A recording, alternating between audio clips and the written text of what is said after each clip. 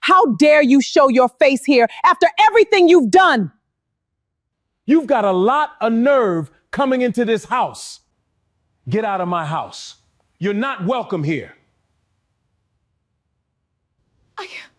I can't even look at her. She killed my baby. My brother's pregnant wife demanded my house.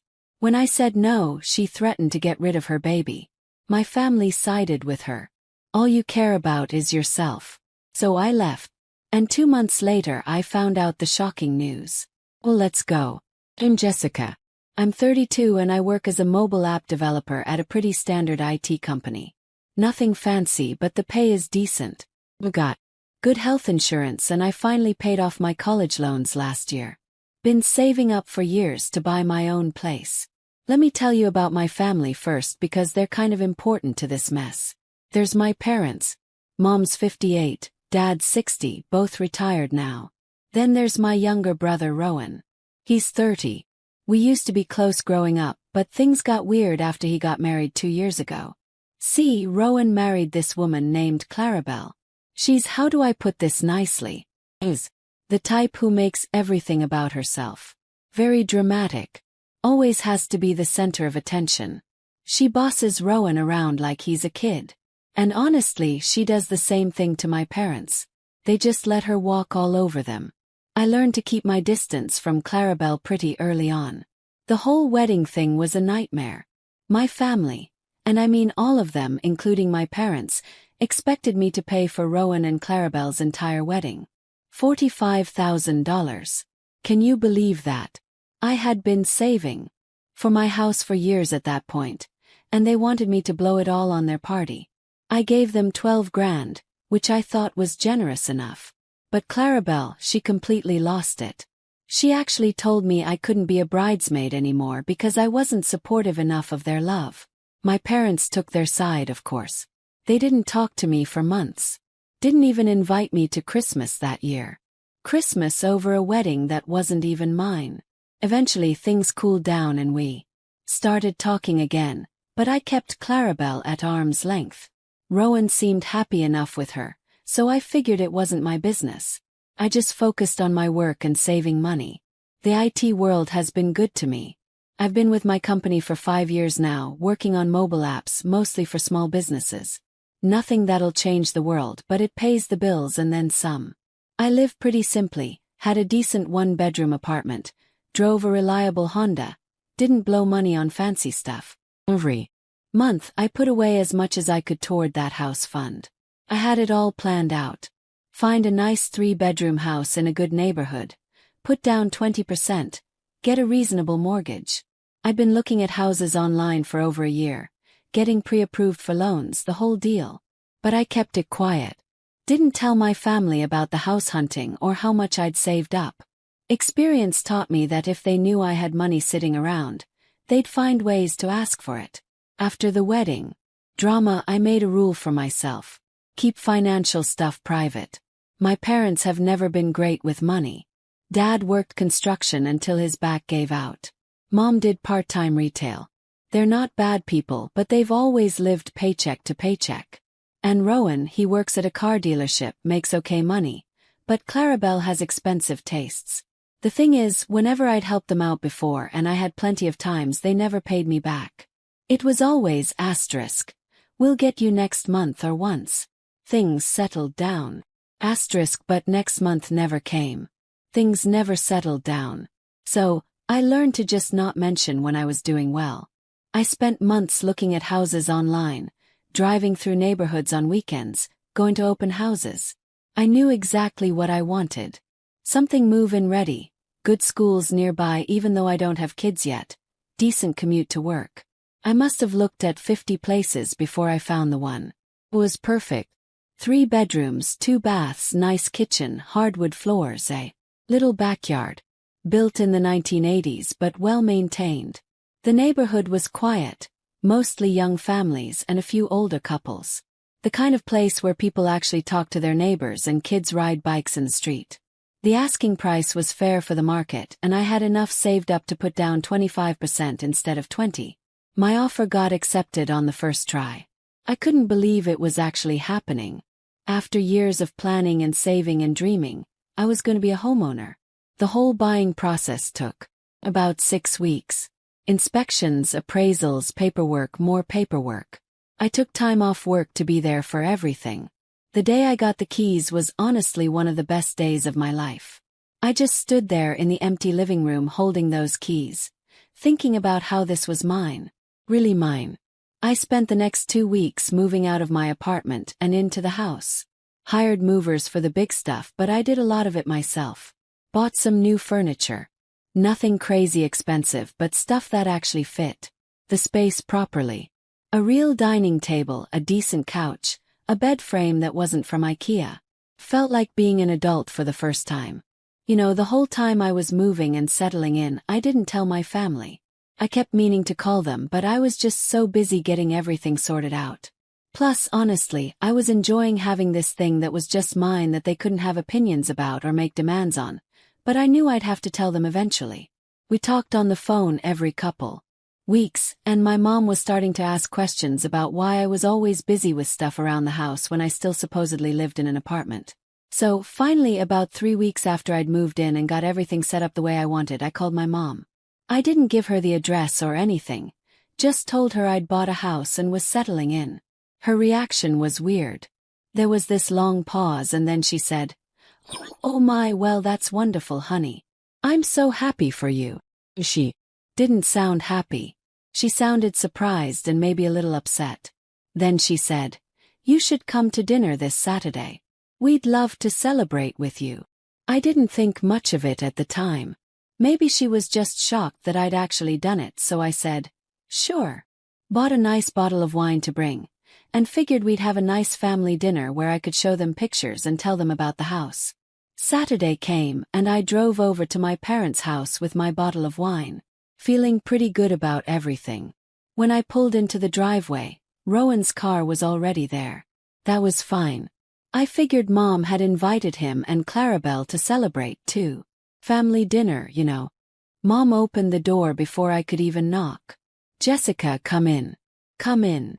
She seemed nervous, which was odd. She kept glancing back toward the living room. I barely made it through the front door when Clarabelle appeared from the kitchen. The second she saw me, she threw her hands up in the air and practically screamed, "I'm pregnant." I stopped dead in my tracks. Of all the things I expected to hear that day, that wasn't one of them. "Oh wow. Congratulations," I managed to say, even though something felt off about the timing. Here I was coming to celebrate my house.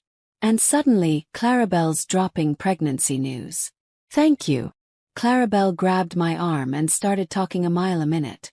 I found out 3 days ago. Can you believe it? I'm so excited.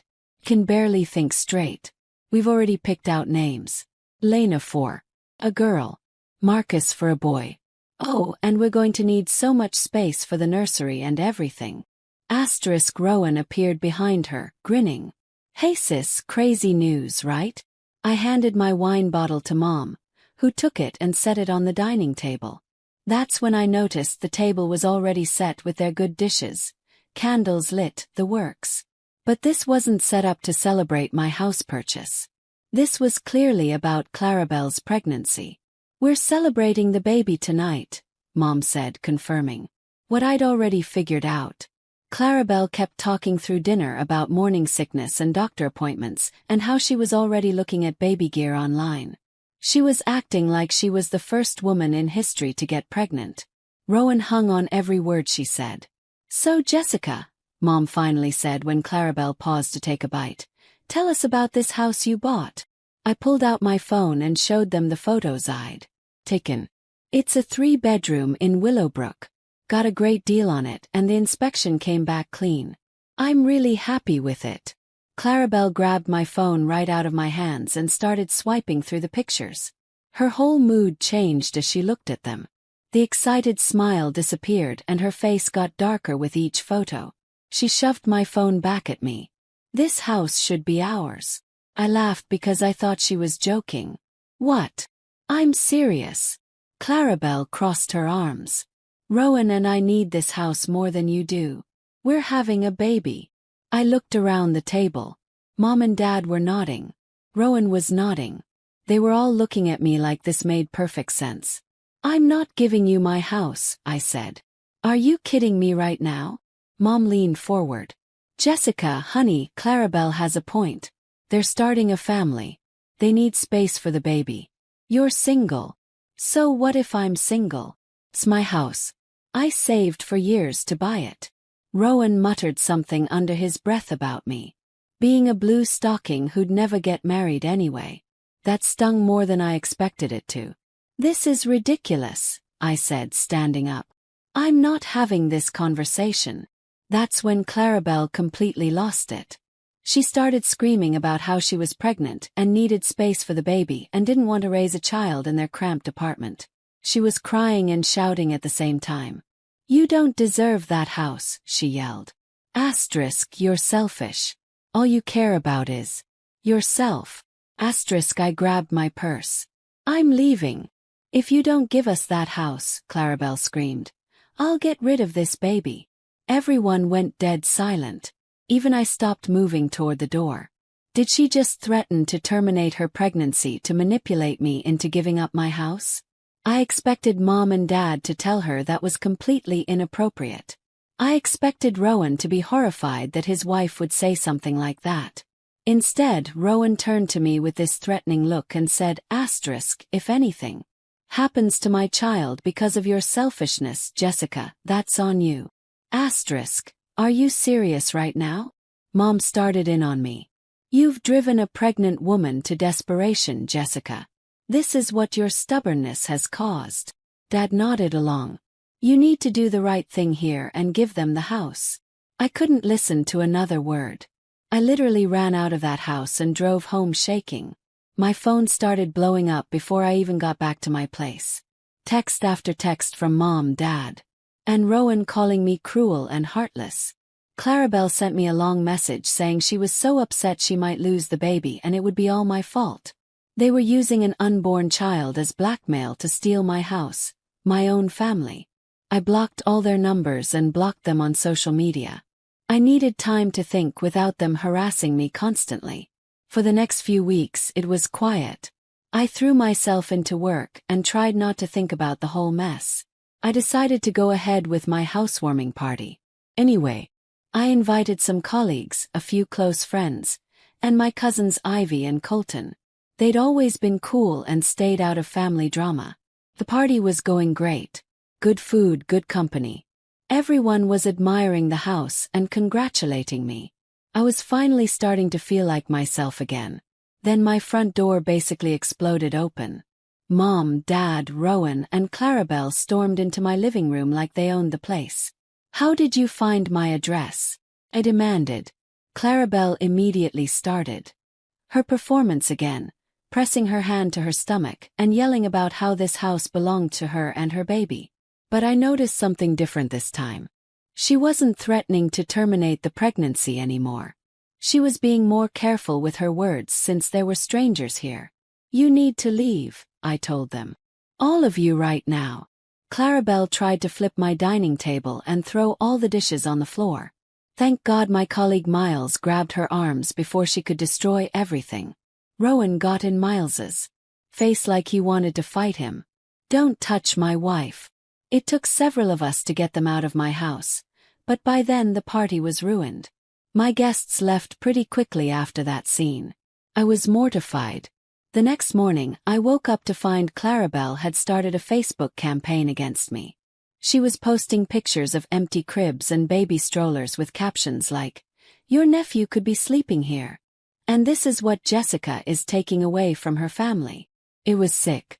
She was using pregnancy photos to guilt-trip me and anyone who might see her posts.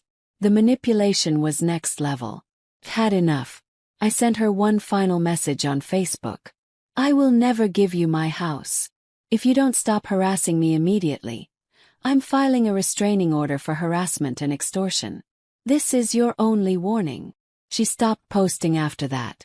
For 2 whole weeks, everything was quiet. I actually started to relax and think maybe they'd finally gotten the message.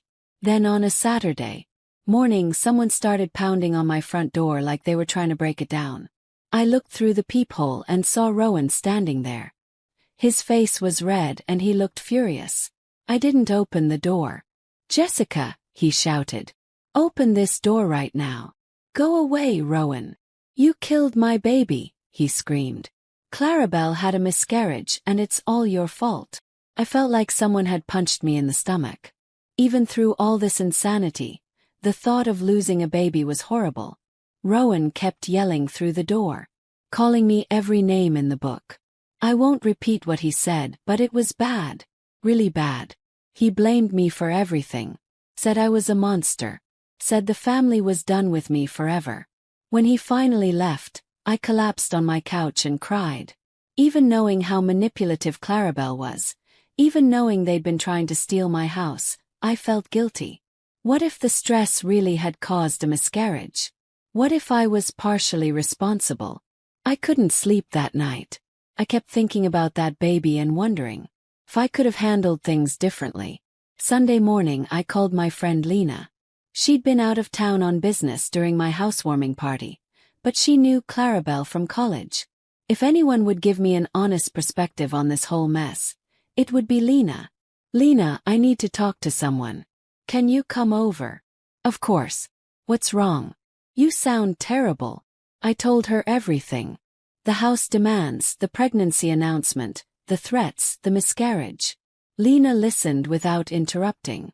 "There's something I need to show you," she said when I finished. "I'll be there in an hour."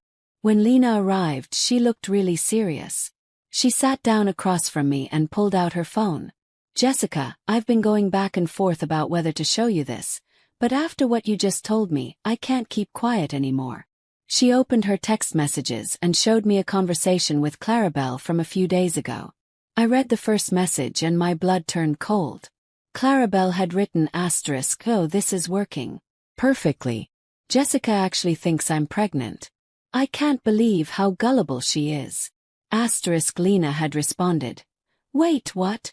You're not pregnant." "Of course not. But if I can convince her family I am, they'll pressure her to give us that house. Rowan's been wanting to move out of our apartment forever. And when I saw those house photos, I knew we had to have it. Clarabelle, this is insane. You can't fake a pregnancy." Asterisk watch me. "I already told Rowan's parents about the miscarriage I'm going to have. They're going to blame Jessica completely. She'll feel so guilty she'll hand over the house keys." Asterisk, you made up a miscarriage too? "Girl, I am committed to this plan. By next month, we'll be living in that house, and Jessica will be paying the mortgage." I stared at the phone screen in complete shock. She planned all of this. Lena nodded. "There's more." She scrolled down to show me more messages where Clarabelle talked about her performance at the dinner, how easy it was to manipulate Rowan and his parents, and how she was going to cry her eyes out when she told everyone about the fake miscarriage. "Can you send these to me?" "Yes." "Already done." I screenshotted everything and sent it to your email. I felt angry and relieved and disgusted all at the same time. Angry that my own family had chosen to believe this woman over me. Relieved that I wasn't actually responsible for a miscarriage. Disgusted that someone would fake a pregnancy and miscarriage just to steal a house. After Lena left, I spent the rest of the day thinking about what I was going to say. By the time I drove to my parents' house after work on Monday, I knew exactly how this was going to go down. Rowan's car was in the driveway, which was perfect. I wanted all of them there for this. Mom opened the door and immediately started yelling at me. "How dare you show your face here after what you've done?" I walked past her into the living room where Dad, Rowan, and Clarabelle were sitting. Clarabelle was wearing all black like she was in mourning. She had tissues in her hands and her eyes were red like she'd been crying. "You have some nerve coming here," Dad said. Rowan stood up. "Get out of my parents' house." Clarabelle started crying. "I can't even look at her. She killed my baby." "Everyone shut up and listen," I said, pulling out my phone. "I have something to show you." I held up the screenshots. "I have proof that Clarabelle was never pregnant. The room went dead silent. Clarabelle's face went completely white. "That's impossible," Mom said, but she was already walking over to look at my phone. Rowan grabbed the phone from Mom's hands and started reading. His expression changed with every line. "What is this?" he asked Clarabelle. "She's lying." Clarabelle jumped up. "She made those up to hurt me."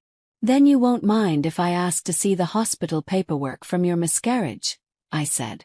Clarabelle's mouth opened, but no sound came out. Rowan was still reading the messages. "Clarabelle, did you make this up?" She started crying harder, but not the fake tears from before. These looked real. "I wanted us to have a house," she screamed. "We deserve it more than she does. She's just going to live there alone like some old spinster." The room exploded. Dad started yelling at Clarabelle. Mom was asking Rowan if he knew about this. Rowan was staring at his wife like he'd never seen her before. I turned to my parents. "You chose her lies over your own daughter. You supported her when she tried to steal from me. I'm done with all of you." I walked out of that house and haven't been back since. A week after I exposed Clarabelle's lies, my parents showed up at my door. I saw them through the peephole and honestly they looked terrible. Mom had bags under her eyes and Dad seemed like he'd aged 10 years. I didn't want to let them in, but Mom called through the door. "Jessica, please. We need to apologize." I opened the door but didn't invite them inside. "What do you want?" "We were wrong," Dad said immediately. Completely wrong. "We should have believed you from the start." Mom was crying. "We're so sorry, honey. We got caught up in Clarabelle's manipulation and we failed you as parents." "You didn't just fail me," I said. "You actively supported someone who was trying to steal my house. You told me I was selfish and cruel for not giving up something I worked years to buy." "We know," Mom said. "There's no excuse for what we did." Dad cleared his throat. "Rowan is talking about divorce. He's been going to therapy trying to figure out how he got so mixed up in all this." "Good for him." "Clarabelle has been going to therapy too," Mom added. "She seems to be getting help for her issues." I almost laughed. Her issues. She faked a pregnancy and threatened to fake an abortion to steal my house. That's not issues. That's criminal behavior. "You're right," Dad said. "We know you probably can't forgive us, but we had to try to apologize." "I'm not ready to forgive anyone yet," I told them. "You all showed me exactly who you really are when you thought I had something you wanted." They left after that and I went back inside to my house. My house that I bought with my own money that I almost lost to my own family's greed and manipulation. That was 4 months ago. I haven't spoken to any of them since. Lena keeps me updated on the family drama.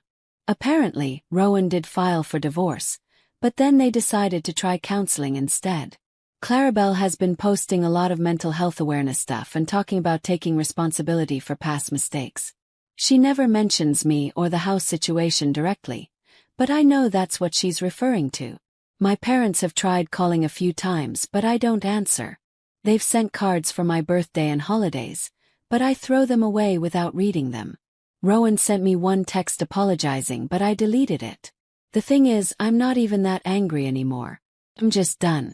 The whole experience showed me that my family saw me as a bank account, not as a person. When they thought I had something they wanted, they were willing to destroy me to get it. Work is going great. I got promoted to senior developer last month, which came with a nice raise. I've been putting the extra money toward paying off my mortgage early. At this rate, I'll own my house free and clear in 12 years instead of 30. I've made some new friends through work and neighbors. Turns out when you're not constantly dealing with family drama, you have a lot more energy for building healthy relationships. My house is exactly what I dreamed it would be. I painted the spare bedrooms, turned one into a home office and the other into a guest room. I planted flowers in the backyard and bought a nice patio set. I host dinner parties sometimes, and my friends always comment on how peaceful and welcoming the space feels. The neighborhood is great too. The family next door has 2 kids who sometimes ask me to help with their math homework. The couple across the street invites me to their barbecues. It's the kind of community I always wanted to be part of. Sometimes I wonder if I'll ever reconcile with my family. Lena thinks I should at least talk to my parents since they did apologize. But here's the thing. An apology doesn't undo the damage they did. They were willing to support someone who was literally trying to rob me. They chose a manipulative liar over their own daughter. Maybe someday I'll be ready to have a relationship with them again. Maybe Rowan will get his life together and realize how toxic Clarabelle was. Maybe my parents will truly understand why what they did was so hurtful. The funny part is that Clarabelle thought she was so clever with her fake pregnancy scheme. She probably figured that even if she got caught eventually, the family would forgive her and she'd still end up with some kind of relationship with everyone. But her plan backfired spectacularly. Rowan is questioning everything about their marriage. My parents are horrified that they supported her. And I'm completely out of their lives. She destroyed her own family trying to steal mine. I still get angry sometimes when I think about how close they came to succeeding. If Lena hadn't shown me those text messages, I might have actually felt guilty enough to give them money or help with a house down payment. The manipulation was that effective. But mostly, I feel grateful that I found out who they really were before I wasted any more years trying to maintain relationships that were fundamentally one-sided. My house is my sanctuary now. When I come home from work and unlock my front door, I feel nothing but peace. Well, family drama, no manipulation, no demands for money I earned through my own hard work. Just me, my career, my real friends, and the home I built for myself. She still believes every dollar she's sending is paying for my medical treatment. Don't tell her anything yet. As long as she thinks we're struggling, she'll keep sending money every month. She never asks questions. She just sends the money because she feels guilty. Guilty? About what? Who knows? But it works for us. This Miami vacation is going to be amazing. She practically paid for the whole thing. I overheard my parents tell my sister, "Don't worry, we'll trick her like always, and she'll give US $150,000. Transferred all my money to another account, then listened to their lies and laughed. One know everything. They turned pale. Well, let's go. So, this happened to me a few months ago, and I still can't believe how stupid I was for so long. Taryn. I'm 30, and I thought I had a pretty normal family. Turns out I was wrong about that. Let me tell you about my family first. There's my parents. Mom's 52, Dad's 55. They've been married forever and live in the same house I grew up in. Then there's my sister Melina. She's 27, 3 years younger than me. And she's always been the baby of the family. While I moved out when I was 22 and got my own place, Melina never left home. She's still living with Mom and Dad, which honestly I never thought was weird until recently. I've been working at this marketing firm for about 6 years now. It's not glamorous, but it pays well and I'm good at what I do. I've been saving money like crazy because I had this dream of buying my own house. Not just any house. I wanted something nice, maybe with a yard, definitely in a good neighborhood. I'd been putting away money for 5 years straight. Every bonus, every raise, most of it went straight into savings. That Tuesday morning started like any other. I was at my desk going through emails when my boss called me into his office. I figured I was in trouble or something, but instead he told me I was getting promoted to senior account manager. The salary bump was huge, like 30% more than I was making. I walked back to my desk feeling like I was floating. This was it. This was the break I'd been waiting for. With this new salary, I could finally buy that house I'd been dreaming about. I couldn't focus on work after that. All I could think about was telling my family. I knew they'd be over the moon about this news. Around 2 p.m., I decided to take the rest of the day off. I wanted to celebrate with my family properly. I stopped at this bakery I know Mom loves and bought this massive chocolate cake. It was probably way too much cake for 4 people, but I didn't care. I was feeling generous. I drove over to my parents' house, the same house I grew up in on Hawthorne Lane.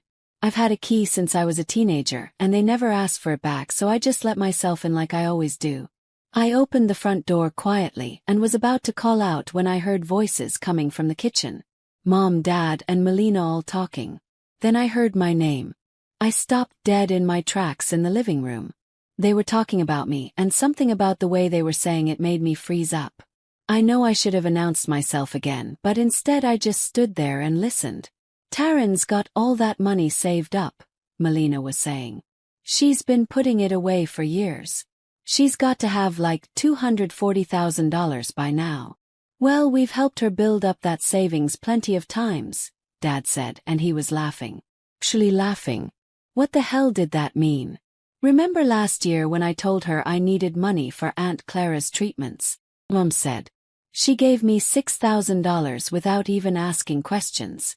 We had such a nice time in Miami. My stomach dropped. Aunt Clara, my aunt, who lives in another state and was supposedly having health issues, but I gave Mom that money for her treatments. I remembered feeling so bad for Aunt Clara, staying up at night worrying about her. And when I told her I was sick and needed money, Dad added, she gave me that cash right away, and we got Melina that designer purse she wanted instead. I felt like I was going to throw up. The cake in my hand suddenly weighed 1,000 pounds. Taryn's so easy, Melina said. I told her I needed $1,200 last month, and she didn't even ask what for. Just transferred it right to my card. That's because she trusts her family, Mom said. She's always been naive like that. Naive. They thought I was naive. But this time we need serious money, Melina continued. I'm in deep with these debts. I owe $180,000 total. Credit cards, personal loans, friends, everyone. People are starting to call in favors, and I'm screwed if I don't pay up soon. Don't worry, Mom said. I've got it all figured out. I'll tell her I have cancer, that I need expensive treatment or surgery. She'll believe it and give us the money immediately. What if she asks for medical records? I'd ask. She won't. And if she does, I'll cry and act sick and she'll feel too guilty to push. Besides, Melina can just download something from the internet and edit it if needed. Yeah, I can look up cancer symptoms online, Melina said. I'll coach you on how to act. I couldn't breathe. I literally could not breathe. These people, my family, were planning to scam me out of my entire life savings by pretending Mom had cancer. And they'd been doing this for years. I backed toward the door as quietly as I could, my hands shaking so bad I almost dropped the cake. I sat in my car for a couple of minutes, trying to get my hands to stop shaking. Then I decided I needed to see this show for myself. I wanted to watch them try to manipulate me now that I knew exactly what they were doing. I walked back to the front door and this time I made sure to make noise. I jingled my keys, shut the door a little harder than usual, and called out loudly, "Hey everyone, I'm here." The voices from the kitchen stopped immediately. I heard some shuffling around. Then Mom appeared in the doorway with this huge fake smile on her face. "Taryn, oh honey, what a wonderful surprise. We weren't expecting you today." "Yeah, I know. I decided to come by and see you guys." I held up the cake box. "I brought dessert." Dad and Melina came out of the kitchen. Then Dad gave me his usual pat on the shoulder and Melina hugged me, but I could swear she looked a little nervous. "So, what brings you by today?" Dad asked. "Well, I have some good news to share," I said, setting the cake down on the coffee table. "I got promoted at work today. Senior account manager. Comes with a pretty big raise, too." "Oh my God, Taryn, that's amazing," Melina said, but I could see the dollar signs in her eyes. "Yes, that's wonderful news," Mom said. "I'm so proud of you. And now you'll be making even more money." There it was. Of course, that's what she focused on. "Yeah, the raise is substantial," I said. "It's going to help a lot with my house fund. I've been saving for so long and I'm finally getting close to being able to buy something really nice." I watched their faces. Dad and Mom exchanged a quick glance. "Now, Taryn," Dad said, "you shouldn't rush into buying a house. That's a big decision. You need to think about it carefully. 100 times over," Mom added. "And you know, honey, you shouldn't forget that you have family. We might need your help at some point." Melina was nodding along like they'd rehearsed this, which, knowing what I knew now, they probably had. I mean, I've been saving for 5 years, I said. I think I've thought about it plenty. But still, Mom said, and then she put her hand to her forehead like she was feeling faint. Oh, I'm sorry. I've been feeling so unwell lately. And there was the setup. I watched her with new eyes as she swayed slightly, playing up the weakness. Mom, are you okay? I asked, playing my part too. I don't know, she said. I've just been so tired and achy. I probably need to see a doctor. You definitely should. Melina jumped in right on cue. I keep telling her she needs to go to the hospital. I'll take her myself if I have to. I almost wanted to laugh at how obvious they were being, but instead I just nodded sympathetically. Yeah, you should definitely get checked out, Mom. Health is more important than anything. You're such a good daughter, Mom said, reaching over to squeeze my hand. Always so caring about your family. The irony was not lost on me. We sat there for maybe 10 more minutes making small talk. I couldn't even drink the tea Melina made because my stomach was churning. Every time they spoke, all I could think about was how they'd been lying to me for years. Every time Mom touched my arm or Dad asked about my job, I wanted to scream. You know what? Said finally. I actually have some things I need to take care of at home. I should probably get going. So soon. Mas. You just got here. Yeah, I know. But I've got some important stuff to handle. I stood up and grabbed my purse. But I'm really glad I could share the good news with you guys. We're so proud of you, honey, Dad said. Thanks. I'll call you guys later this week. I hugged them all goodbye, and it took everything I had not to pull away when they touched me. Melina's hug felt like a snake wrapping around me. The drive home was a nightmare. I was shaking so bad I had to pull over twice just to calm down. My hands were gripping the steering wheel so tight my knuckles were white. I kept thinking about all the times I'd given them money. All the times I'd worried about them. All the times I'd felt guilty for not doing more. $6,000 for Aunt Clara's treatment. Aunt Clara, who was perfectly fine and living in Denver. The money that paid for their week in Miami instead. The cash I gave Dad when he said he was sick. Money that bought Melina a designer purse. That $1,200 Melina asked for last month. I didn't even ask what it was for because I trusted her. I just transferred it to her card like the naive idiot they thought I was. When I finally got home, I was still shaking. I poured myself a glass of wine and sat down at my kitchen table with my laptop. I needed to know exactly how much money I'd been scammed out of. I opened my banking app and started going through 5 years of transaction history. Every transfer to Mom, Dad, or Melina, every time I paid for dinner when we went out, every birthday gift, every Christmas gift, every emergency they'd needed help with. The numbers kept adding up. $700 here, $2,300 there. That's $6,000 for Aunt Clara. It was like watching my life savings drain away in reverse. After 2 hours of going through everything, I had my answer. $96,000. In 5 years, I'd given my family $96,000. And that was just the stuff I could prove. That didn't include all the times they'd apparently lied to me and I had no record of it. I sat there staring at that number on my laptop screen. $96,000. Money that could have bought me a house years ago. Money that could have changed my entire life. Money they'd stolen from me by pretending to be sick, pretending to need help, pretending to love me. I spent the next 3 hours moving my money around like I was planning a heist. First thing I did was open a new account at a completely different bank, one my family had never heard of. Then I transferred every single penny from my old accounts. My savings, my checking, even my emergency fund. All of it went to the new bank. Next, I went through every shared account or app we'd ever used. Venmo, PayPal, even that family budgeting app Mom had talked me into using last year.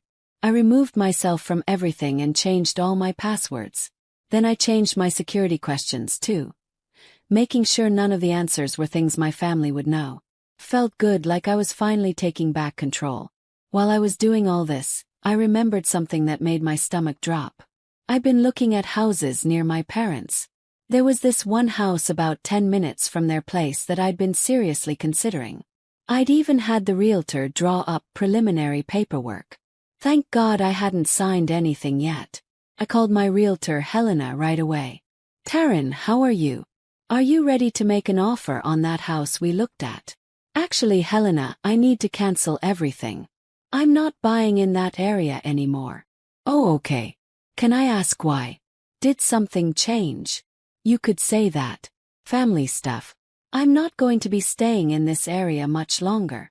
I understand. Well, if you change your mind, you know where to find me.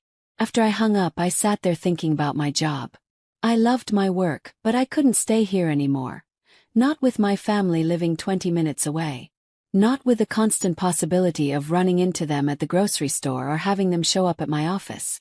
I called my boss, Mr. Langston, even though it was after hours. He answered on the second ring. Hi, Taryn. I'm sorry to call so late, but I need to talk to you about the promotion. What about it? You're not having second thoughts, are you? Actually, I am. I need to turn it down, and I'm thinking about quitting entirely. There was a long pause. Taryn, this is very sudden. What's going on? It's family issues. I need to move away from this area, and I can't do that and keep the job. Hold on, he said. Don't make any rash decisions. We have branches in other states. What if we could transfer you instead? I sat up straighter. Seriously? Absolutely. You're too valuable to lose. There's an opening in our Santa Fe office. Same position, same salary increase. Would that work? Santa Fe. The irony wasn't lost on me. That would be perfect, actually. Great. I'll make some calls tomorrow. We can probably have you transferred within the month. After we hung up, I called Helena back. Helena, it's Taryn again. I want to look at houses in Santa Fe, New Mexico. I'm transferring there for work. Santa Fe. Well, that's a big change. I don't work that market, but I can refer you to someone excellent out there. That would be great. The next morning, I woke up feeling lighter than I had in years. For the first time in forever, I wasn't worried about my family's problems or thinking about how I could help them. I was thinking about my own future. I was having my coffee when my phone rang. I stared at the screen for a minute, then answered. Hi, Mom. Taryn, honey, I'm so glad you called yesterday, but I have some bad news. Her voice was weak and shaky. I went to the doctor this morning. They think I might have cancer. I almost laughed. They were actually doing it. Are you sure? A doctor told you that you have cancer without test results. There was a pause. He said he's almost certain based on my symptoms. Taryn, I'm scared. I'm sure you are, Mom. That must be really frightening. I need you to come over. We need to have a serious family discussion. Okay, I can come over in about an hour. I hung up and finished my coffee. This was going to be interesting. An hour later, I was back at my parents' house. This time I rang the doorbell instead of using my key. Dad answered the door, looking all somber and worried. Taryn, thank God you're here. Your mother is in bad shape. She's been in bed all morning. I followed him to my parents' bedroom. Mom was lying there with the covers pulled up to her chin, looking pale and weak. Melina was sitting in a chair next to the bed, holding Mom's hand. Oh, Taryn, Mom said when she saw me. I'm so glad you're here. How are you feeling? Terrible. I can barely keep my eyes open. The pain is awful. She did look sick, I'll give her that. But knowing what I knew, I could see how fake it all was. The doctor says she needs surgery, Melina said. Expensive surgery. It's going to cost $180,000. And we need to move fast if we want to save her. Mom started crying. I don't want to die, Taryn. I'm not ready to leave you girls. We don't have that kind of money, Melina said. None of us do. But you do, Taryn. You're the only one who can help her. All our hope is in you, Dad added. They were all looking at me with these desperate expressions. If I didn't know better, I might have actually felt bad for them. Instead, I smiled. Okay, I said. I think it's time we all stopped pretending. The room went quiet. What are you talking about? Asked. I'm talking about the conversation I heard yesterday when I came over. The one where you were planning this whole fake cancer thing to scam me out of my money. All three of them just stared at me. Dad's mouth was actually hanging open. I know about Melina's debts, I continued. I know about the fake Aunt Clara treatments and the fake back problems. I know about all of it. Nobody said anything for a long moment. Then Melina exploded. Fine. You want to know the truth. I owe $180,000 to banks, to friends, to loan sharks. People are going to come after me if I don't pay. I tried to start a business and it failed. I'm in deep here, Taryn. These people are going to sue me. Some of them are talking about criminal charges for fraud. You should have thought about that before you took their money, I said. Taryn, please, Dad said. You've always helped us before. Don't abandon us now. That's when I pulled out my phone and showed them the bank statements I printed out. $96,000, I said. That's how much I've given you guys over the past 5 years. And that's just what I can prove. They all looked at the papers, then at each other. I also know you've been lying to me the whole time, I continued. About Aunt Clara's treatments, about Dad being sick, about everything. You spent my money on vacations and designer purses while I lived like a monk trying to save for a house. Taryn, we can explain, Mom started. No, you can't. There's no explanation that makes this okay. I stood up and headed for the door. This is no longer my problem. I'm never giving you money again. Figure it out yourselves. I walked out and slammed the door behind me. The harassment started immediately. By the time I got home, I had 12 missed calls and about 20 text messages. Then the voicemails started coming in. Taryn, please call me back. We need to talk about this. That was Dad. You can't just abandon your family like this. Melina screaming into the phone. Honey, please don't do this to us.